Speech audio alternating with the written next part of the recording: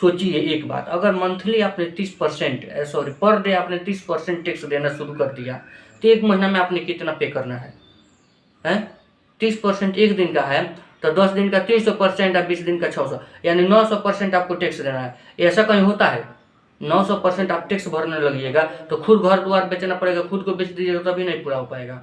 ठीक है, अगर मानते हैं तो अगर आप देखिए, अगर मंथली 900 हो रहा है तो सलीना जोड़िए, एक महीने में 900 रुपया भरे तो 1080 मतलब % आपको टैक्स देना पड़ेगा सलीना। तो ऐसा कुछ नहीं है दोस्तों, यानी डे बाई डे नहीं देना है आपको। नमस्कार दोस्तों, आपका स्वागत है हमारे इस यूट्यूब चैनल पर। जय दोस्तों, 1 अप्रैल 2022 से क्रिप्टो करेंसी पर 30% टैक्स लगने वाला है और आज हो गया 2 अप्रैल। तो बहुत लोगों का ऐसा कहना है कि 1 अप्रैल से शुरू हो गया तो टैक्स नहीं कटा, टीडीएस नहीं कटा, या हुआ ऐसे हुआ वैसे हुआ। इसके पहले मैं कुछ आपको बातों बता दूं, इसको मतलब एक्सप्लेन करने से पहले कि ये टैक्स 1 अप्रैल से कटने वाला है या अगर कटने वाला है तो कटा क्यों नहीं कटने वाला है तो कब से कटेगा, और दूसरा बात कि कितना टैक्स कटेगा, और ये मंथली कटेगा, वार्षिक कटेगा या पर डे के हिसाब से कटेगा, यानी सालाना कटेगा या रोज रोज कटेगा 30% टैक्स, या मंथली कटेगा। इस सारे बातों को क्लियर करूंगा, लेकिन इससे पहले इसका बेसिक जो है उसको मैं बता दूं।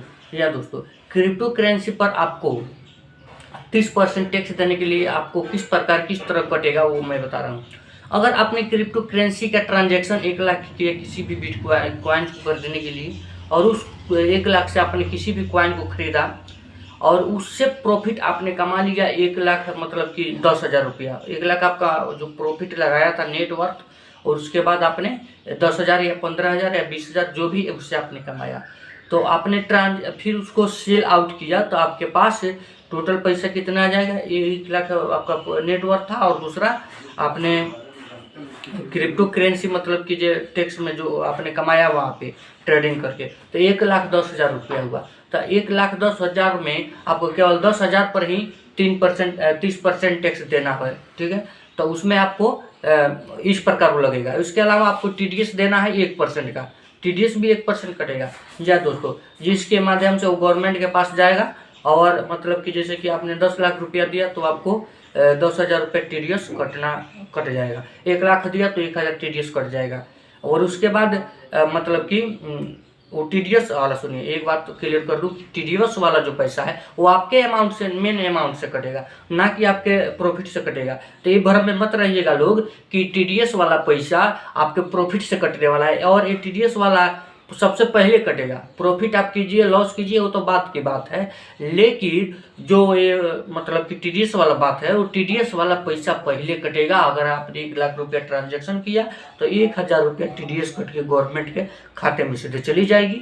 उसके बाद आपके पास वो आप एक मतलब कि 1,000 रुपया आप अलग से जमा कीजिए या आपने उसी पैसा से कटवाइए, तो वो आपके ऊपर डिपेंड करता है। उसके बाद आपने जो कमाया उसके अलावा उस पर 30% टैक्स देना है। तो कहीं ना कहीं ये मतलब मेरे हिसाब से, या बहुत ऐसे लोग हैं जिनके हिसाब से अच्छा ही लग रहा है, लेकिन बहुत लोगों को अच्छा भी नहीं लग रहा है। तो सब मतलब कि मेरे कहने का मतलब है कि जिनको समझ में आ रहा है उनको अच्छा लग रहा है, जिनको ज़्यादा समझ में आ रहा है उनको और अच्छा नहीं लग रहा है। तो जो भी है मिला जुला कर मैटर, उससे मुझको मतलब कि कोई दिक्कत नहीं है। लेकिन मैं ये आप लोगों से कहना चाहता हूँ, कोई भी चीज़ इंडिया में लॉन्च होती है या कोई भी चीज़ कहीं पर भी पास किया जाता है, वहाँ पर बहुत सारे सवाल उठते हैं। जैसे कि कंप्यूटर शुरू में आया था, जब कंप्यूटर को लॉन्च करने की बात आ रही थी तो पक्ष विपक्ष की सरकार जो थी उनके बीच में बहुत ज़्यादा तकड़ा हुआ था, बहुत ज़्यादा बहस हुआ था कि कंप्यूटर आ जाएगा तो देश के युवा बेरोजगार हो जाएंगे, ऐसे हो जाएंगे वैसे हो जाएंगे,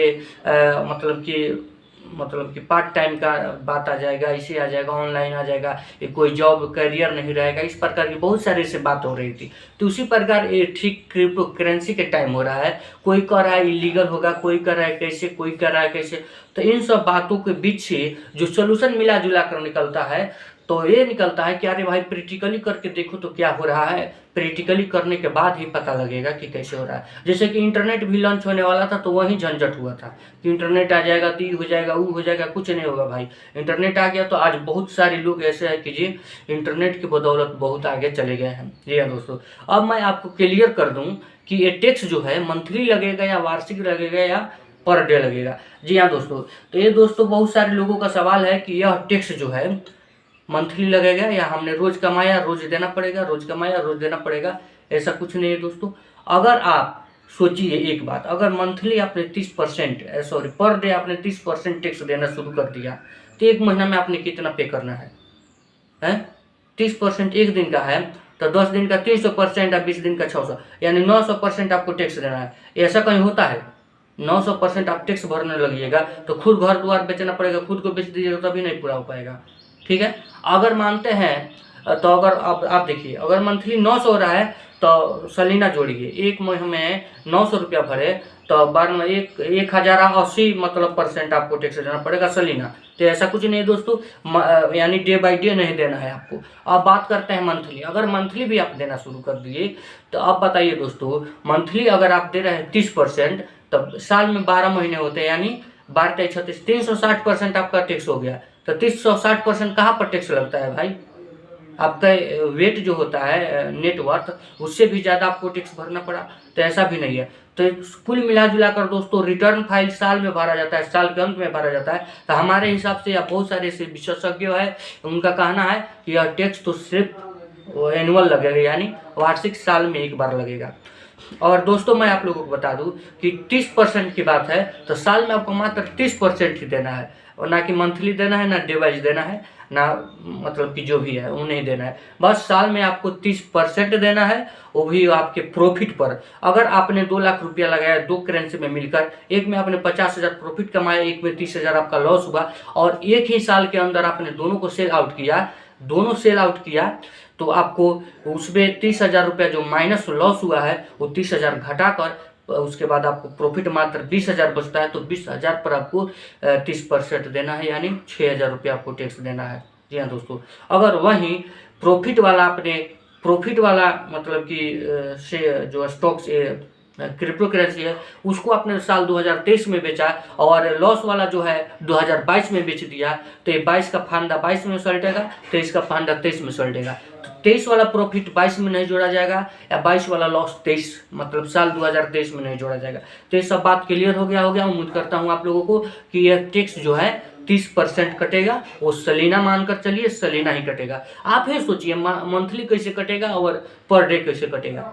हमने आपको बता दिया, अगर पर डे कट रहा है तो 900% हुआ मंथली, और उसके बाद मंथली कटता है तो 360% हो जाता है सलीना। तो इसीलिए आप झंझट में मत पड़िएगा कि यह टैक्स मंथली नहीं सलीना कटने वाला है।